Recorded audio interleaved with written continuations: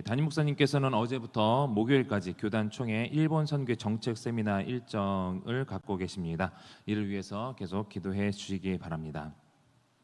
오늘 말씀 느헤미야 11장 1절에서 6절 말씀을 가지고 거룩한 성에서라는 제목으로 말씀을 전하도록 하겠습니다. 느헤미야 오늘 이제 11장을 읽었는데 그 앞에 이제 10장을 보게 되면요, 이스라엘이 심판을 받고 예루살렘 성이 이 황폐해진 이유에 대해서 아마 이 백성들이 자신의 삶들을 계속해서 이제 돌아보지 않았겠습니까? 그랬더니 그들이 하나님께 순종하지 않고 구별되지 않았던 자신들의 모습이 보이는 겁니다. 조상들의 그런 죄악들이 보이는 거예요. 그래서 그런 부분들을 자복하고 우리가 이제는 그렇게 살지 않겠습니다 하는 장면이 나옵니다. 하나님 앞에서 거룩하게 되겠다, 구별되고자 하는 그 노력과 다짐을 하는 것을 볼 수가 있는데, 구체적으로 보면요, 우리가 이방인들과 계속해서 우리가 통용을 했었었는데 이제는 이방인과 단절하겠다, 나에게 이득이 되는 그런 그 이방인과의 관계이지만 그것이 나에게 불이익이 된다 할지라도 내가 하나님 말씀이라면 하나님의 뜻을 거스르는 것이라면 내가 그것을 단절하겠다라는 것입니다. 그리고 안식일을 거룩하게 지키겠다, 그리고 하나님께 헌신하겠다라는 등의 다짐으로써 우리가 하나님 앞에 구별된 모습으로 나아가겠습니다라는 다짐을 하는 것을 볼 수가 있습니다. 그래서 이것은 우리가 구별되어야 할 분야에 대해서 우리의 삶이 구별되어야 하고, 우리의 시간이 구별되어야 되고, 우리의 물질이 구별되어야 한다라는 것을 말씀을 드렸었습니다. 여러분의 삶에 있어서 한 주간 또 오늘 하루를 돌아봤을 때 과연 여러분들은 구별된 삶을 사셨습니까?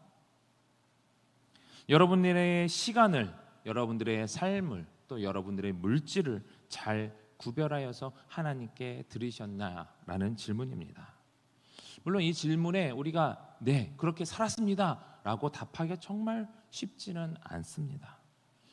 그럼에도 불구하고 우리가 하나님을 떠나 살 수 없는 우리들이기에 우리가 세상에 물들지 않고 주님 안에 거할 수 있도록 우리는 이 세 가지 구별에 대해서 늘 자신을 점검해야 될 줄 믿습니다.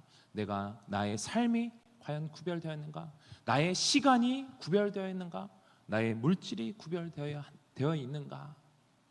그래서 얼마 전에 몇 달 전에 이제 담임 목사님께서는 또 12시에 기도, 12시 땡 하면 우리가 좀 그래도 짧지만 30분이라도 기도를 하자, 이런 요청을 하시지 않았습니까?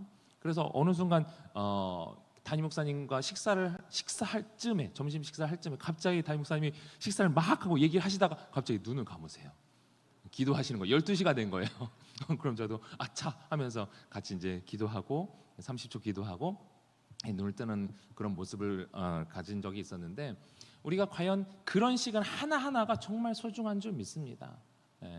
그런 시간을 통하여서 잠깐이지만 나를 돌아보고 또 교회를 돌아보면서 우리가 함께 기도할 수 있는 시간이 되는 것이죠. 오늘 본문은 예루살렘에 거주하는 이 백성들에 대해서 말씀하고 있는데요, 이 예루살렘이 어떤 성인가 하면 그 전에도 그렇고 당시에도 그렇고 이방인의 대적들의 위협이 많았던 곳이에요. 요충지라고 그러죠.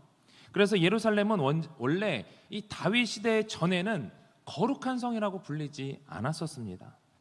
아무런 가치가 없는 땅이었어요, 그 땅은.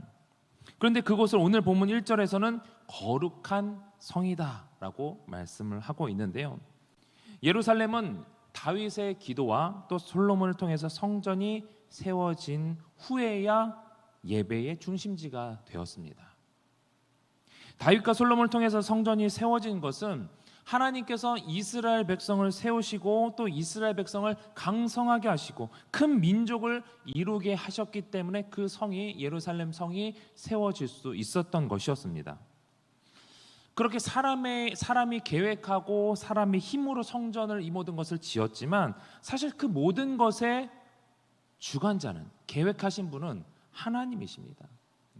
하나님께서 사실 이제 인간의 뜻으로는 그냥 보이는 성을 만들었지만 하나님께서는 보이는 성이 아니라 정말 하나님께서 구별된 장소, 또 그 땅에서 나올 하나님의 메시아, 그런 하나님의 계획을 갖고 있었는데 결국엔 그것이 이 솔로몬의 다윗을 통하여서 또 솔로몬을 통하여서 그 성전으로 세워진 것이죠. 그럼에도 불구하고 하나님께서는 그 다윗의 중심을 보시고 그래 세워라 하시면서 하나님께서 모든 것을 합력하여 선을 이루게 하셨던 것입니다. 그렇게 하나님의 열심으로 인해서 예루살렘 성이 세워졌고 그렇게 그 성을 거룩하게 하셨습니다. 그렇다면 하나님은 왜 예루살렘 성을 거룩하게 하셨을까요? 거룩하다라는 것은 아시겠지만 성결하다는 거죠. 구별되었다라는 것입니다. 세상에 때가 묻지 않았다라는 거예요. 그런데 예루살렘 성을 거룩하게 하신 것은 그리고 오늘날의 우리를 거룩하게 하신 것에 대한 그 이유가 이사야서 60장에 잘 나와 있습니다. 60장 1절에서 3절 말씀을 우리 같이 한번 읽어보겠습니다. 시작. 일어나라 빛을 발하라 이는 내 빛이 이르렀고 여호와의 영광이 내 위에 임하였음이니라. 보라 어둠이 땅을 덮을 것이며 캄캄함이 만민을 가리려니와 오직 여호와께서 내 위에 임하실 것이며 그의 영광이 내 위에 나타나리니 나라들은 내 빛으로 왕들은 비치는 내 광명으로 나아오리라. 아멘. 이 메시지는 예루살렘 성에 있는 그 시온 산을 향한 메시지입니다. 곧 이스라엘 그 땅을 거주하고 있는 그 땅을 다스리고 있는 그 이스라엘 백성이 감당해야 할 사명이 이것이다라는 거예요. 그런데 지금의 이 이사야가 쓰여진 그 상황에서는 이 포로 시기로 끌려가 있고 성은 황폐해 있고 그런 황폐한 땅입니다. 황폐한 그 시온 자체는 빛을 발할 수 없지요. 그런데 그 빛을 비출 그 근거가 있는데 그 근거가 1절에서 말씀하고 있는 것처럼 하나님의 영광의 빛이 이르렀고 여호와의 영광이 임했기 때문에 그렇기 때문에 영광의 빛을 비출 수 있다라는 것입니다. 반대로 말씀드리면 하나님의 영광이 임하지 않는다면 아무리 겉으로 화려한 성이라 할지라도 하나님의 영광의 빛을 비출 수 없다는 뜻입니다. 그 영광의 임재로 말미암아 예수님께서 이 땅에 오셨고요. 그 구원의 혜택을 받은 자들이 이 여호와의 영광이 임하게 되는 것입니다. 그래서 예수님께서는 우리에게 뭐라고 말씀하셨습니까? 너희는 세상의 빛이다. 세상의 빛이다라고 말씀하시는 겁니다. 우리가 구별되었다라는 것이죠. 예수님을 따르는 자들이 세상과 구별되었다라는 거예요. 그런데 하나님께서는 우리를 왜 그렇게 거룩하게 만드셨는가? 우리를 왜 빛이 되게 하셨는가? 아까 읽었던 이사야 60장 3절에 나와 있는데 다시 한번 3절을 읽어보겠습니다. 시작. 나라들은 내 빛으로 왕들은 비치는 내 광명으로 나아오리라. 하나님을 알지 못하는 사람들이 내 빛을 보고 거룩함을 보고 주님 앞에 나오게 된다라는 것이죠. 어떤 빛이요? 내 빛. 내 빛이 누굽니까? 여러분이죠. 여러분. 저뿐만 아니라 여러분. 내 빛을 보고 세상이 내 나라들이 왕들이 그 광명으로 나온다라는 것입니다. 빛은요, 빛을 비출 때 그 가치가 있는 것이죠. 빛을 비추지 않는다면 그 빛은 가치가 없는 것입니다. 그런데 예수님께서는 우리에게 야 너희들은 세상의 빛이 될 거야 라고 말씀하신 것이 아니라 너희들은 세상의 빛이다. 너희들의 존재는 지금 세상의 빛이라는 것입니다. 빛으로 부르신 우리의 역할이 빛을 발하는 것이며 내 안에 빛이 비춰질 수 있도록 해야 되는 것입니다. 우리 안에 그 빛이 있어요. 여러분들 안에 그 빛이 있다라는 것입니다. 그러나 때로는 빛을 비춰야 되는데 우리의 죄악이 또 우리의 잘못된 습관이 그 빛을 가로막는 것뿐이죠. 우리는 세상의 빛인 줄 믿으시기 바랍니다. 그 빛을 비춰야 할 사명이 있음을 우리가 기억하면서 이 거룩의 삶을 향해 한 걸음씩 한 걸음씩 나아갈 수 있기를 주님의 이름으로 축원합니다. 그렇다면 이 거룩한 성에서 우리들이 무엇을 해야 할까요? 예루살렘 성은 작게는 개개인을 말하고 크게는 교회를 말합니다. 이 교회라는 것은 이 건물을 말하는 것이 아니라 성도 한 사람 한 사람이 모인 이 공동체죠.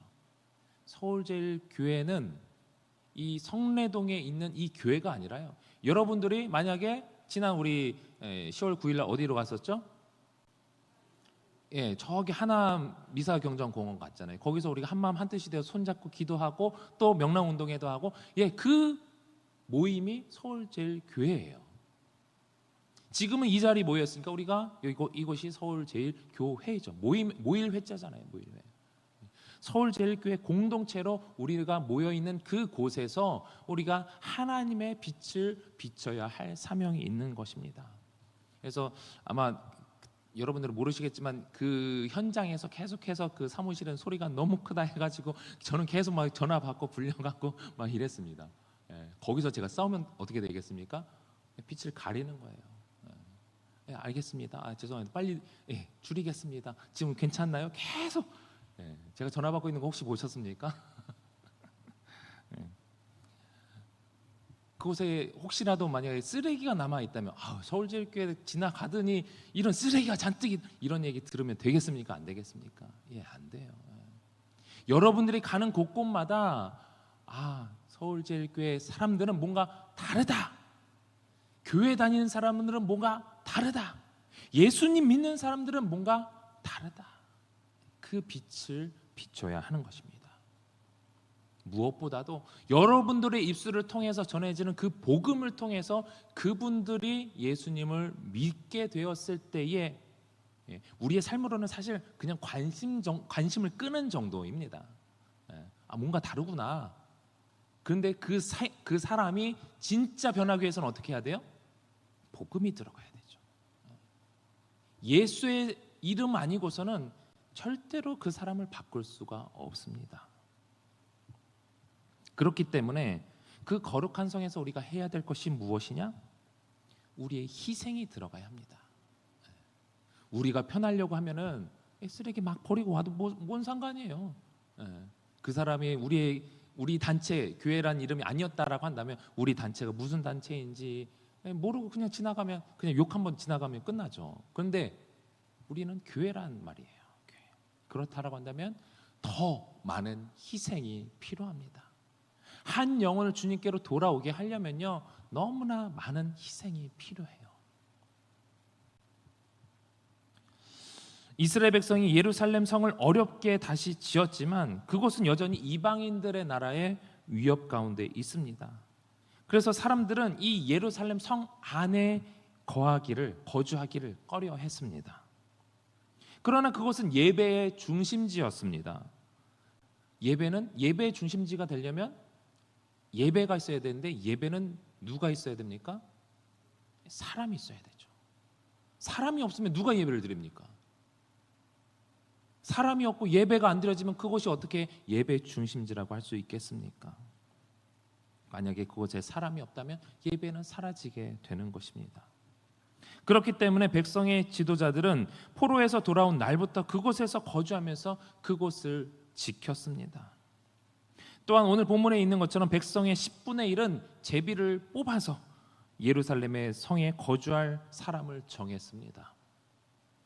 그곳에 거주하게 되면 위협이 있을 것이고 두려움도 있겠지만 2절을 보면요 그들은 자원하며 나갔다라고 말씀을 하고 있습니다. 이것은 내가 제비를 뽑혔더니 내가 그 예루살렘 성에 살게 되어서 이거가 아니라 그래 이것이 하나님의 뜻이구나. 그런 자원하는 마음으로 순종하는 마음으로 그것으로 들어갔다라는 것입니다. 기쁨으로 들어갔다라는 것이죠. 예루살렘에 거주하게 된 각 지도자들과 각 백성들은 또 이제 각각의 임무가 있었는데 10절 이후에 나오는 말씀이 그들의 임무를 말하고 있습니다. 어떤 사람은 하나님의 전을 맡아 일을 하고 또 전에서 일을 하는 또 족장으로서 용사로서 각각 자기들이 맡은 사명에 대해서 말씀을 하고 있습니다. 또 어떤 사람은 성전 바깥의 일을 맡은 사람도 있다라고 말씀하고 있고, 또 감사하는 말씀을 인도하는 자, 곧 이 성가대의 지휘자 같은 사람들을 얘기하는데, 그런 역할을 맡은 사람들도 있었습니다. 근데 여기서 말하는 것은 성전 안에서 일을 하느냐, 성전 바깥에서 일을 하느냐, 그것이 중요한 것이 아니라 하나님의 전을 위해서 일한다라는 것이 중요합니다. 그래서 10장 마지막 절인 39절도 보면요, 우리 하나님의 전을 우리가 버려두지 아니하리라. 이것이 이스라엘 백성들의 이 공통된 마음이었습니다. 그곳에서 그들은 여전히 위협 가운데 살게 되겠지만, 그들의 희생이 없으면 이 공동체가, 이 이스라엘 민족이 온전히 유지가 될 수 없었다라는 것입니다. 우리의 이 공동체도 내가 먼저 희생하는 마음으로 하나님께 헌신하며 나가야 될 줄 믿습니다. 때로는 우리는 이런 생각을 할 수가 있어요. 왜 내가 이 일을 맡아서 해야 하지? 그래도 앞에서 이렇게 좀 뽐나는 일이라면 그래도 괜찮아요. 근데 막 저쪽 뭐 아무도 보지 않는 곳에서 나 혼자 막 일하는 것을 일하는 자신의 모습을 보면서 왜 내가 이것을 해야 되지? 할 때가 있을까요? 없을까요? 있어요. 사람인지라 있을 수 있습니다. 그런데 이런 생각보다는 제비를 뽑혀 선택되었든 어떻게 해서 되었든 우리는 지금 내가 있는 그곳에서 내게 맡겨진 그 일에 순종함으로써 기쁨으로 그 일을 감당할 수 있는 여러분들이 되시길 바랍니다. 그것이 우리 자신의 일이요 동시에 하나님의 교회를 위한 일인 것입니다. 하나님의 사랑은 희생의 사랑입니다. 먼저 희생하심으로 그것을 본으로 보이셨어요. 너희들 향한 사랑이, 그 사랑은 희생의 사랑이다. 내가 먼저 본을 보였으니까 너희도 그 본을 따라라. 예수님께서 말씀하셨죠. 그래서 내가 내 이웃을 사랑한다라고 할 때 희생이 없으면 그 사랑이 성립할 수가 없습니다. 우리가 사랑한다고 할 때 힘든 것은요, 나 자신의 노력으로 사랑하려고 하기 때문에 그렇습니다.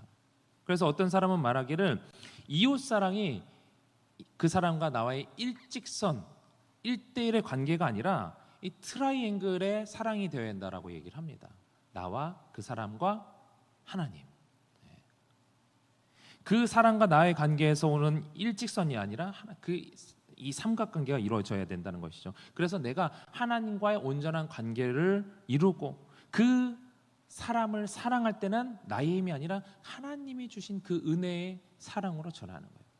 그래서 결국 이 사람이 하나님의 사랑으로 연결될 수 있도록 하는 것, 그것이 온전한 사랑이라는 것입니다. 우리가 결혼식 뭐 할 때도 이제 순서상에 뭐 온전한 사랑 뭐 이렇게 부르는데요. 그 사랑이 온전하려면은 개인의 성향 가지고 그 사람 서로 아무리 사랑한다 한들 남녀가 부딪히면 서로 다르기 때문에 싸울 수밖에 없어요. 이 관계도, 부부 관계도 마찬가지고 사람과의 관계는 늘 이 삼각형이에요. 하나님과 나와 그 사람과의 관계가 온전히 이루어질 때 온전한 사랑을 이룰 수가 있는 줄 믿습니다. 그렇지 않고 그 사람과 1대1의 사랑을 하려면 그 일직선은 어느 순간 한 방향으로 기울어지기 때문에 결국엔 한쪽은 상처받기 마련입니다. 그러므로 우리는 이 세상을 살아가면서 사람들과 관계를 맺어갈 때에 나의 유익이 아닌 나의 유익을 내세우는 순간 우리는 그 일직선은 무너질 수밖에 없어요. 그렇기 때문에 나의 유익이 아니라 하나님의 사랑에 근거해서 사랑할 수 있는 이 온전한 균형 잡힌 사랑을 할 수 있는 여러분들이 되시길 바랍니다. 하늘의 소망을 두라는 거예요. 하늘의 주 안에서 우리는 소망을 찾아야 하는데요. 우리 디모데전서 4장 8절에서 10절 말씀을 한번 읽어보도록 하겠습니다. 시작. 육체의 연단은 약간의 유익이 있으나 경건은 범사에 유익하니 금생과 내생의 약속이 있느니라.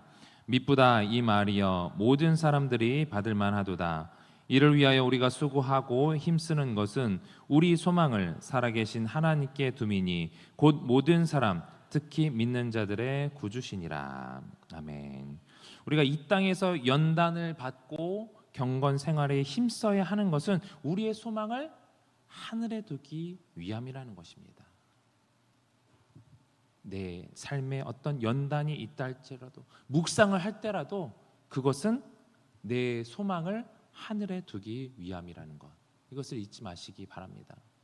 어떤 사람은 경건생활, 묵상하는 것 이게 좋잖아요. 근데 그 묵상생활조차도 자기의 유익을 위해서 하는 사람들이 또 있어요. 이해가 되십니까? 그냥 자기 어떤 지식을 쌓기 위해서, 자기 어떤 내면의 그냥 성찰을 위해서 그냥 쌓는, 하나님께 집중이, 하나님 말씀이기 때문에 하나님께 집중하면서 우리가 하나님 말씀을 묵상해야 되는데, 그것이 아니라 다른 방식으로, 다른 방향으로 이 묵상을 한다라는 거예요. 하늘에 소망을 둘 수 있는 여러분들이 되시길 바랍니다. 여러분 혹시 로또 사보셨습니까? 네. 예, 웃으시는 분들이 계시는데요. 예, 몇 분 사보셨네요. 예, 저도 사봤습니다. 예, 저도 원래 요행을 바라는 사람이 아니기 때문에, 그리고 뭐 경품 뭐 이런 거 잘 안 됩니다. 저는 희한하게 잘 안 돼요. 요행을 바라지 말라고 하나님께서 그러시는지. 그런데 예전에, 아주 오래전에 꿈에서 선명하게 한 4자리 숫자가 보이는 거예요. 여러분 같으면 사겠어요? 안 사시겠어요?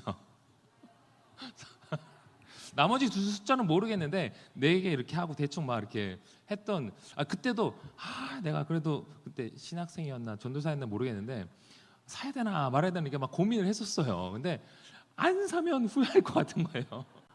안 샀는데 나중에 이게 또 하나님의 뜻이 있을 수도 있잖아요.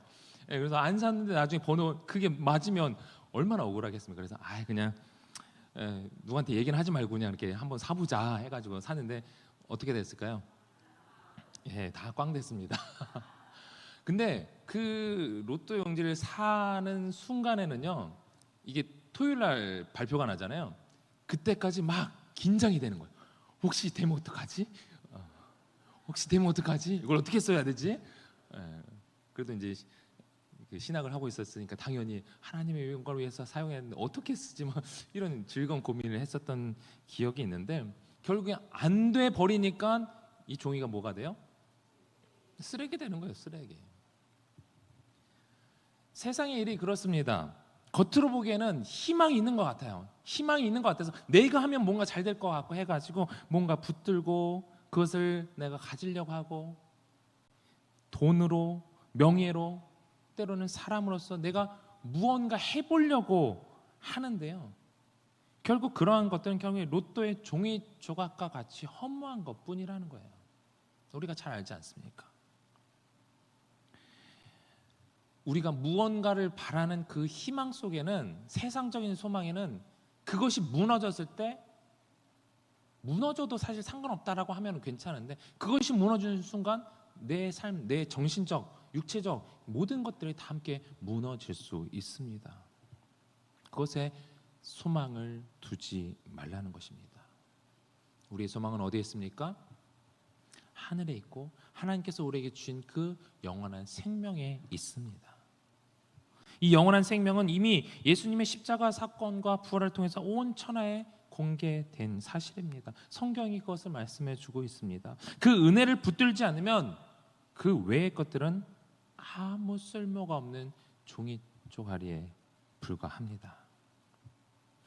여러분들은 값으로 매길 수 없는 그 구원의 은혜를 누리고 있음에 감사할 수 있기를 바랍니다.